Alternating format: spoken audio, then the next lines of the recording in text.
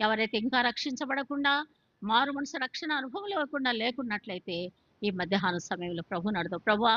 ఎన్నో సార్లు నీ మందిరానికి వస్తున్నా గానీ, నా పాపములు క్షమించమని నేను దేవుడిని మిమ్మల్ని అడగలేదు. ప్రభువా! నా కొరకై సిలువలో చనిపోయినావు, సమాధి చేయబడినావు, తిరిగి లేచినావు. నీ రక్తంతో నా పాపాలు కడుగు నాయనా.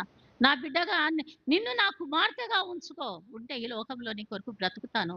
చనిపోతే నీ రాజ్యంలోకి వస్తానని ఎవరైతే ఇంకా రక్షణ మారుమనసు అనుభవంలో లేరో, ఈ మధ్యాహ్న సమయంలో ప్రభు పాదాలు అడుగుదాం. యేసయ్యా నా పాపాలు క్షమించు. మీ యొక్క రక్తంతో నా పాపాలు కడుగు. నన్ను నీ కుమార్తెగా చేసుకోమని అడుగుదాము. దేవుడు మన పాపాలు క్షమిస్తాడు. ఆయన కుమార్తెగా చేసుకుంటాడు. ఎస్తేరు ఏ రీతిగా ఏడంతల శ్రేష్టమైన లక్షణాలు కలిగిందిగా ఉందో, రూతు ఏ రీతిగా ఏడంతల శ్రేష్టమైన లక్షణాలు కలిగిన వారుగా ఉన్నారో, అలాంటి శ్రేష్టమైన లక్షణాలను మనం కూడా కలిగి భూమి మీద జీవించాలా. జెరూషా వలె